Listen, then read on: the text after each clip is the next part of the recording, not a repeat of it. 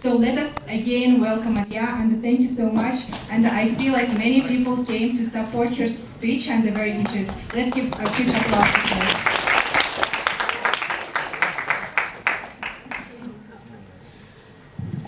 Thank you so much, Anna, for your kind introduction. Those of you who are new to the club, I saw some hands before, but there were some folks. Can I ask you if you've been to Toastmasters meeting before? Are you part of the community? So anyone who is here for the first time again? Okay. I hope I wasn't the draw. So from Toastmasters to Harvard, the lessons and things I've learned along the way, yeah, that would be helpful. As an experienced Toastmaster, I haven't thought about the lighting. Usually a public speaker is in front of the audience for 4 reasons. One is to inform, another one is to entertain, to persuade or to inspire. I hope some of you will leave inspired to chase your dreams. You'll be persuaded that you're good enough, because if I could do it, you could do it, kind of thing. And then I don't hope to entertain you, but if I manage a joke or two, that would be wonderful. And I hope to share some things that are going to be helpful to you, whatever it is you're seeking, whether you want to apply for a grad school or bachelor's, or you want to find courage to apply for that dream job. I hope those tips will be helpful to you. And today, Liz, our Toastmaster, has given a lot of clues about confidence, and also it's all about the mindset. I think a lot of my speech will be a lot about that. A full disclaimer that I wanted to share is I don't know how to get into Harvard. I really don't. I get that question a lot. Unfortunately, I don't consult on the application process. I'm not a professional. I think a lot of times we see that mistake by folks who got into big schools. They think that they now have the ability to consult and do career consulting. I'm very happy to see that they're into that. I cannot promise to help on proofreading your motivation letters. But what I can do, what I strive to do, is to motivate others to follow their unique dreams and passions. So that's what I'm here for today.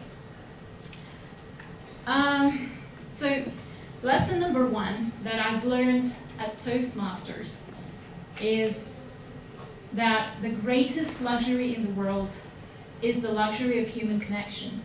And the way to achieve it is to become a better communicator. Thanks to Toastmasters, I became an effective communicator. And when I say to people that I've been a painfully shy person, ask my classmates, ask people in my first job or my second job, they will be really surprised, because in school I was called the quiet girl who would hide in the library. I would have a lot of friends who were my books. So one of the most important skills that you find you're learning that will help you in your personal and professional lives is, of course, the power of communication. And that's, I think, what you've already felt and seen here. When you talk about public speaking, public could be just one person. And the art of difficult conversations that we also learn here, Tom has a good book that he recommends usually, Difficult and Crucial Conversations, so either of those. Or you can just come to Toastmasters. You won't, well, something a lot of folks that know me know that I love facts, just like our Toastmaster today shared, some research. There's a research from Princeton University on warmth and competence and how they improve their social lives. They've done it in 2002, and since then I think they had at least 2 or 3 iterations of that research. A very quick tip for your professional lives as well. You could be very competent, you could have a lot of technical skills, but you will be promoted if people perceive you as a warm person. There are 4 categories of people, actually. You might have faced it in your workplace or if you're studying, there are people who are competent, but are not warm. How would you say it? They can be toxic. Give me synonyms. Okay, thank you. You said that. So the J word. So usually the ones who are fired first are incompetent Js. Toxic people, let's put it that way. Or cold people. Then when, of course, the superstars who get promoted are the warm and competent.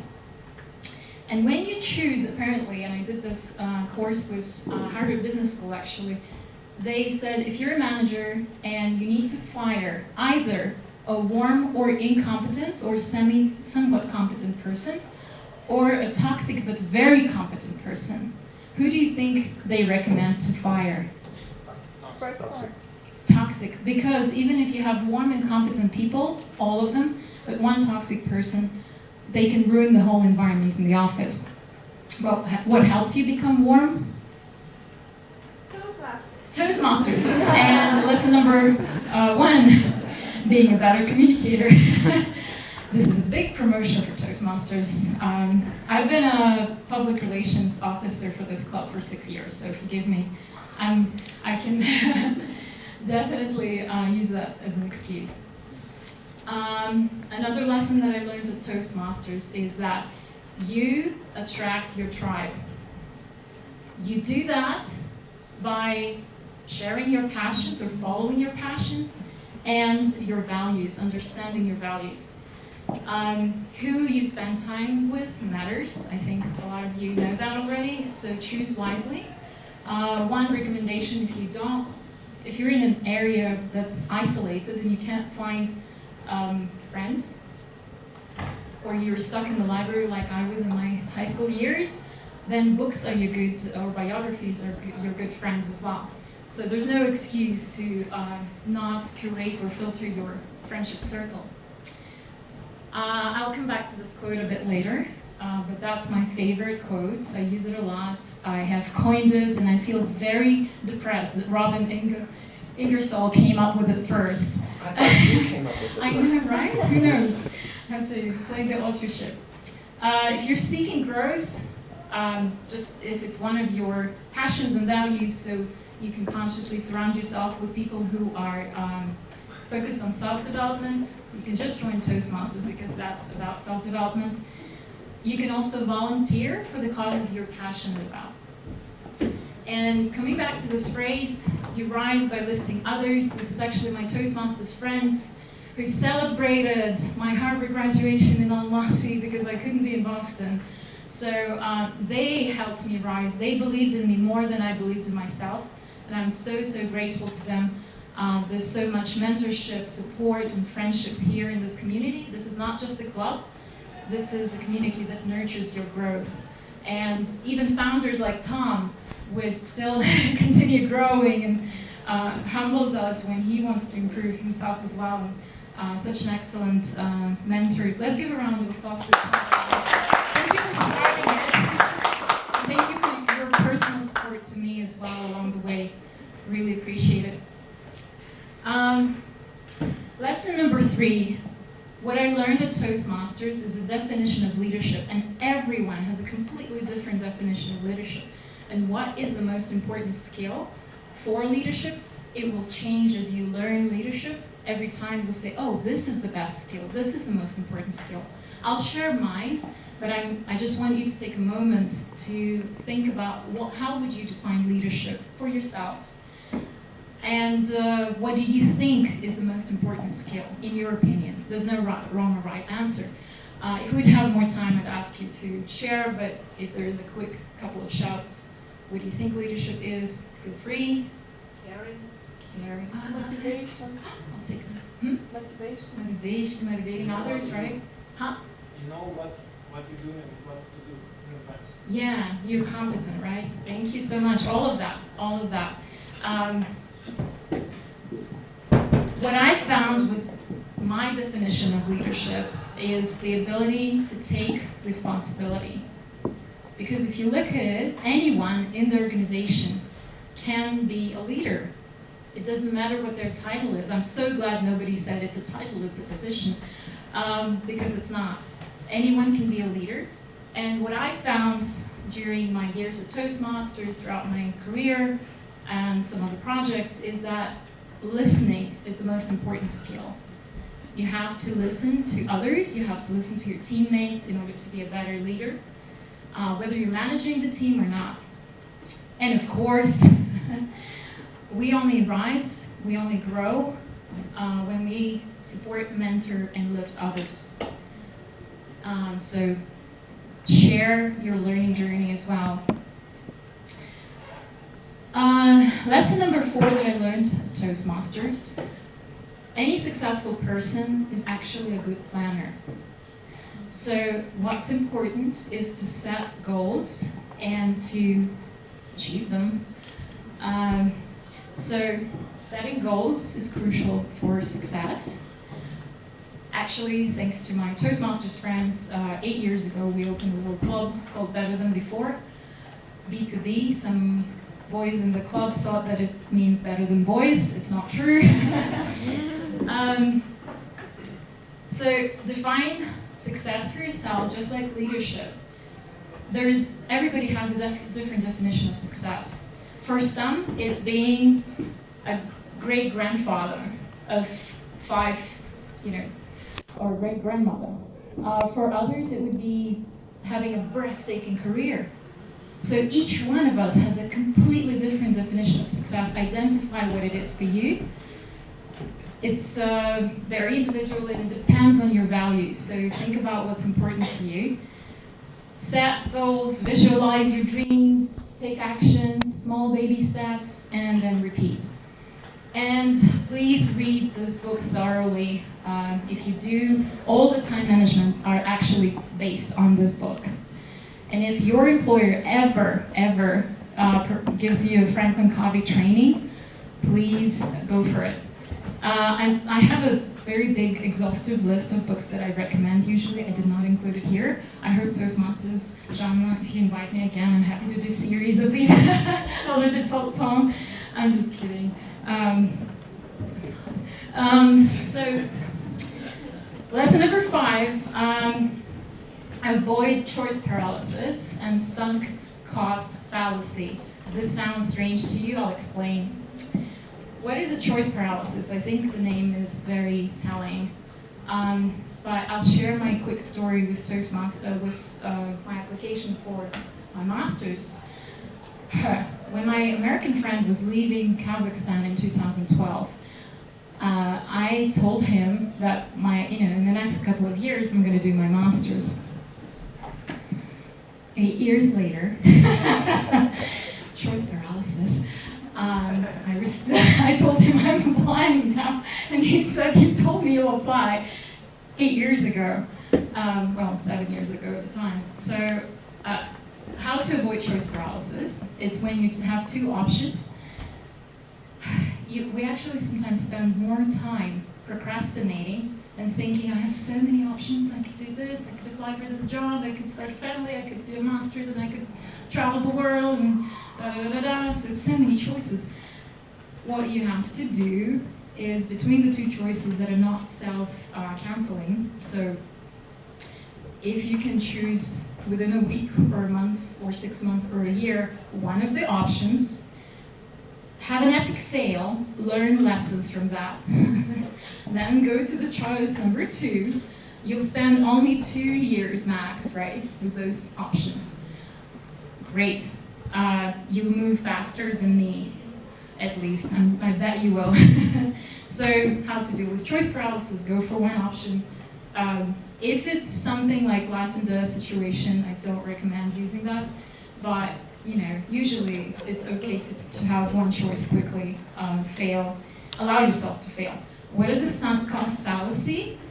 If you're reading a book or you're in a 3-hour movie and you're feeling like it's not clicking.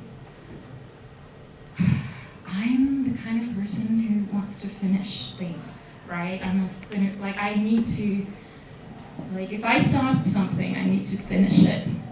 And I suffer from sunk cost fallacy because if I've invested an hour of my life into watching this movie, 2 hours of my life is okay, the next 2 hours. Or if I've read 50% of a book I'm not enjoying, I have to finish it.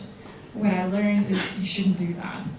Another story from my application was that I've been applying or having 20 schools that I was looking at, and then more and more, and I've invested so much time into it that I started enjoying the whole operation of just seeking for a program. So that's also a sunk cost fallacy, just continue doing it. So make one choice, fail fast, don't procrastinate, let go of what hinders your growth, and that's for the sunk cost fallacy. Again, this is for my next series, but if you want to learn about Parkinson's law, just Google it.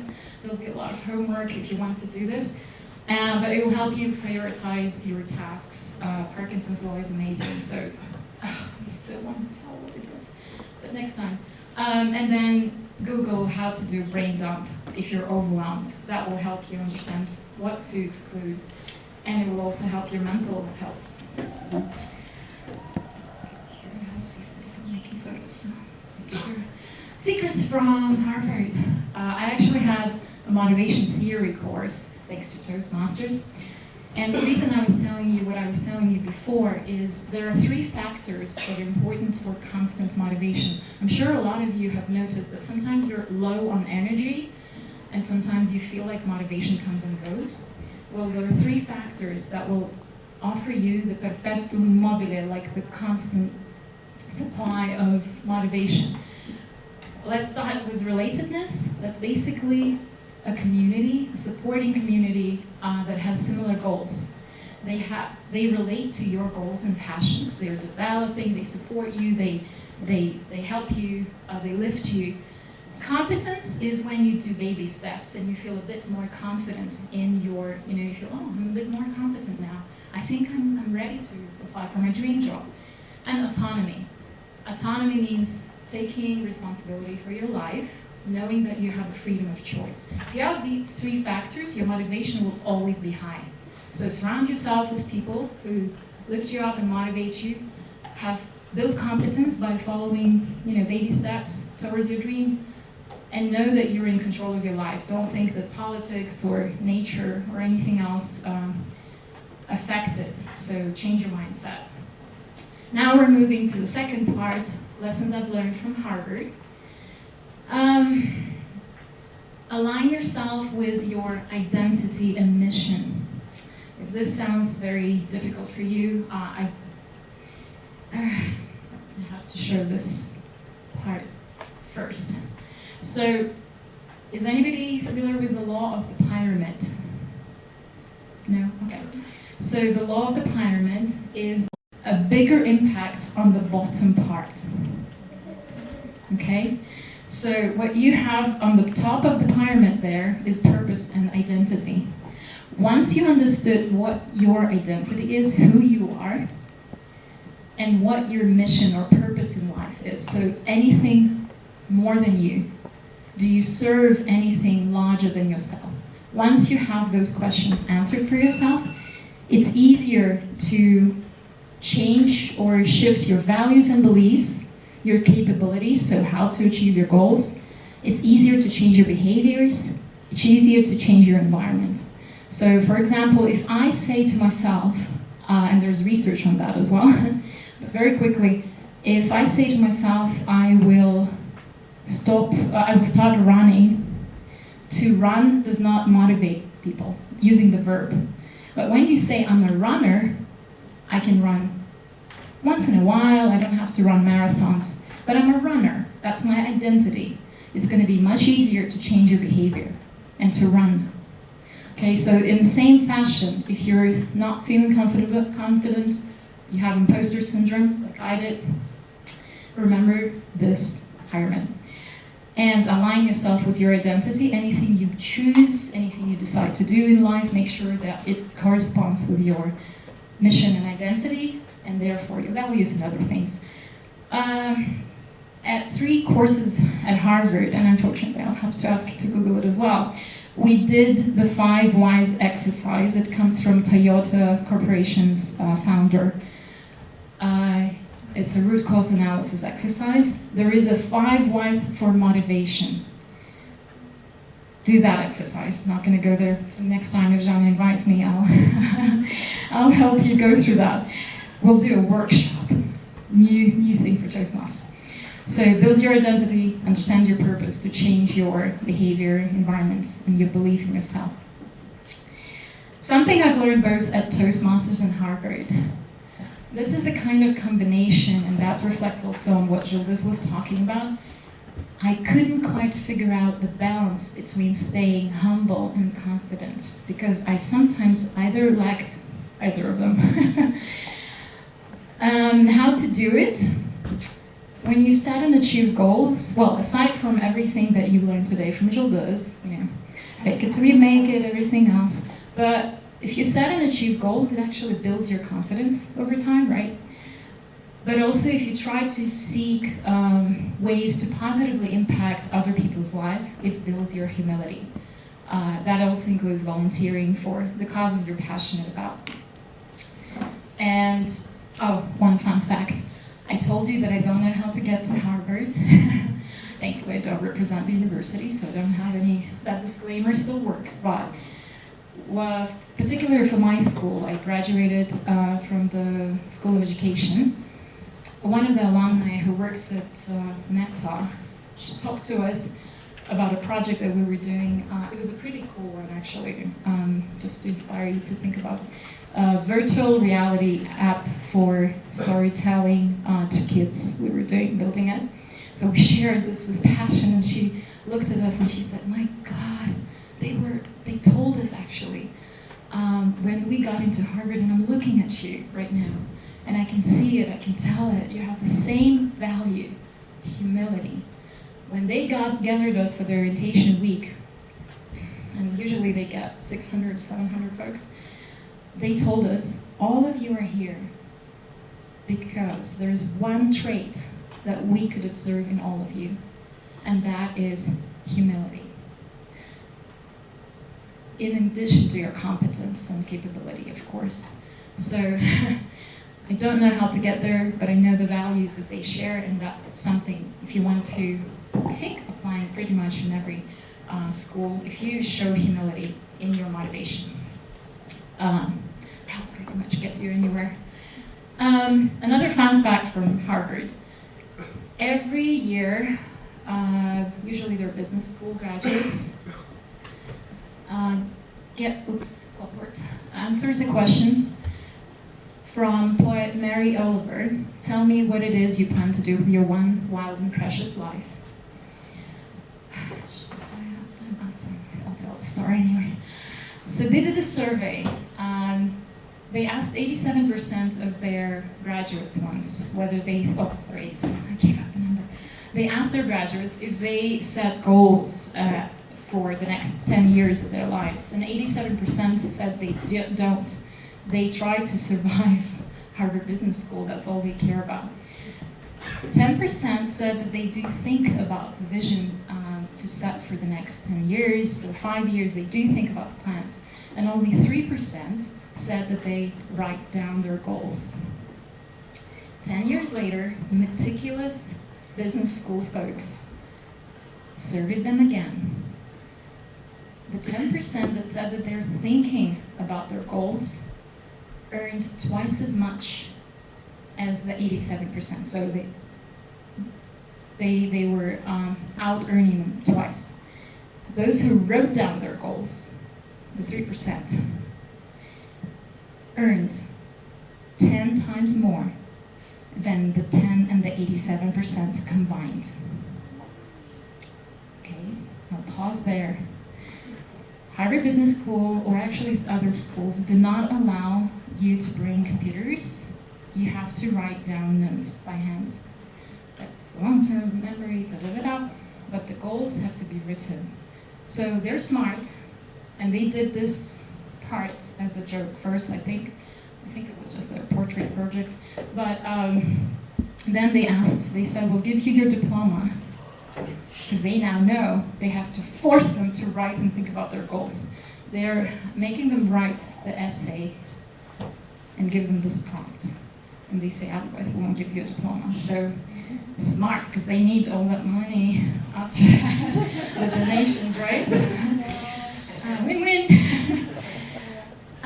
The how-tos and how not-tos for graduate programs. I added this because I thought this was going to be a warm discussion with my Toastmasters community, but since there are some folks who came, I thought, okay, I probably need to share my journey. It's different for everyone, but I already told you about choice paralysis, so that Excel spreadsheet I was building, the programs, tuition fees, deadlines, do that if you're looking into it. The how not to is obviously not to wait for too long and not be afraid of the, by the way, you know, when I did the exam, you're supposed to do either GMAT or JRB for either programs, right? I was procrastinating because of that as well, because I was like, oh my God, high school math, I don't want to try to remember to think about it again. I took 2 weeks vacation, took a freaking book, and did the exam in one try. I waited for 4 years because I was like, I don't know the words, I have to learn them, I'm not good enough. I recommend, I didn't do it, but speak with the alumni of the programs that you're applying for, and then apply for all the scholarships outside of the programs that you're looking at. I did that, failed in a lot of them, I felt happy, because as they say, the universe says either yes, or no, not yet, or I have something better for you, and I think I'm very happy with what I had. In my case, what helped me with the choice paralysis, I'll tell you a story of a magic blogger. So I could not choose a program, right? And out of a sudden, on the internet, I see this blogger with these headlines like, tired of picking a master's degree program? Have an exhaustive Excel spreadsheet and still cannot choose? Tried and failed? Don't know where to go? I was like, oh my God, yes, yes, yes, he reads my mind. And he basically said, move that Excel spreadsheet somewhere far in the cyber universe, close your eyes, and imagine the place, the ideal place you're at. Is it a big city? Is it a small city? What's important for you, nature-wise, people-wise, facilities? So in my case, since I'm coming from a landlocked country, like some of you do too, waterfront was very important for me. I ranked it first. I gave 10 out of 10. It was important for me to practice French and learn how to dance swing in Charleston. If there was a school there, that's how Paris got on the list. And even Montreal, for some reason, I never looked at schools there. So, and then magically, actually, Boston appeared. Oh, by the way, fun fact, Harvard was my plan B. Yep. Talking about the first 5 lessons, you have to identify your values, your passions, and what you're looking for first. Everything else is secondary. And I was applying to business schools, until my close friend, actually, my mom, hi. It was 3 a.m., we were super tired, and I said, I have to get a master's. And she said, you know, I observed you for the past couple of years, and you keep saying, I have to get a master's. You never say, I want to get a master's. And I was like, that was a moment where my mind went, oh my God, but what do I want to study? Because I don't really need it for work. I did need it for master's, but I didn't really need, yeah. Anyway, so it was just me pushing myself, right?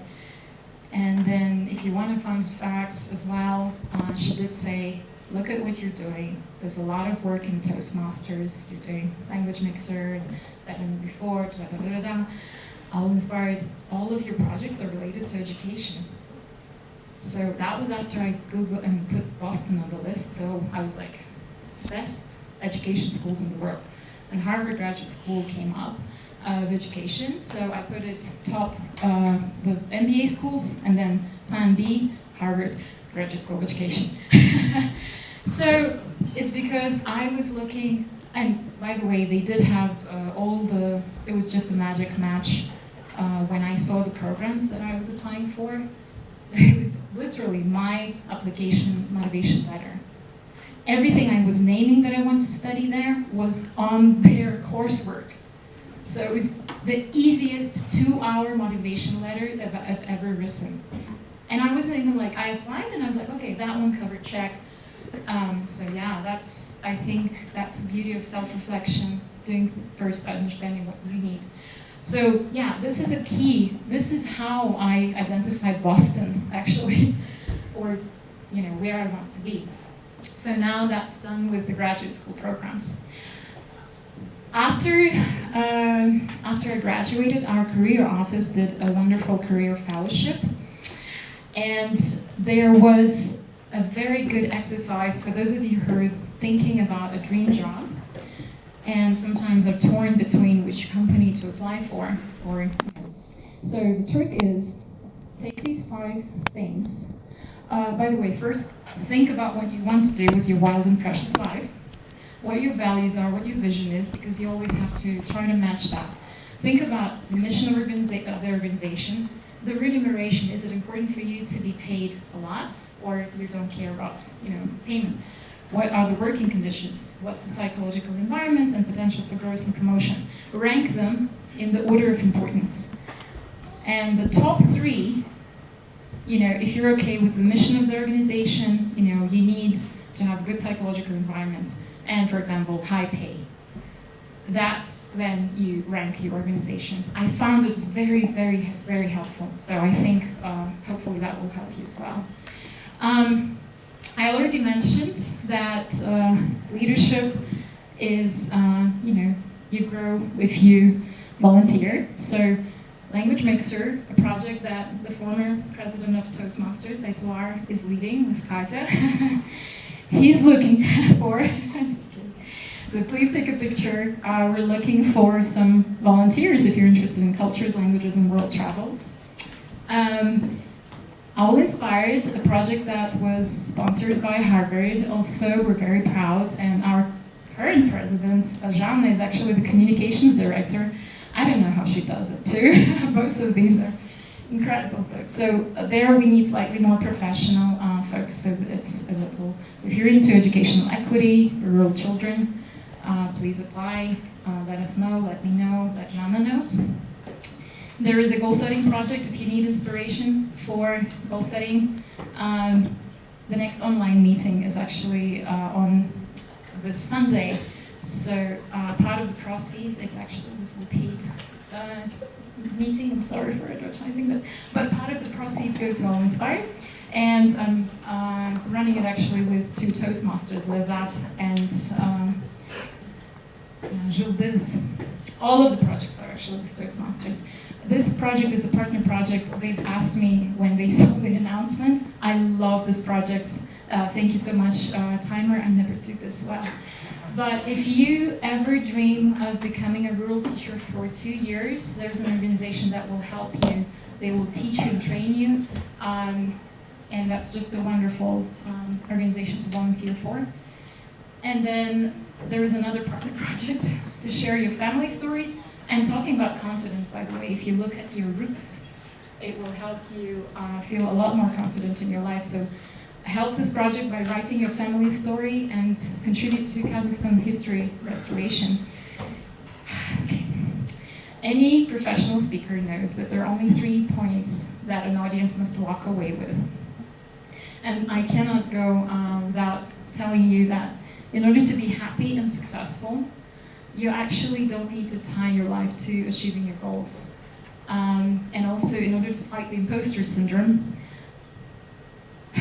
be grateful for what you have, because that's a fuel for all your dreams. It will help you not tie yourself to your achievements, because you'll realize you're much more wealthier. And yeah, it will help you understand your values.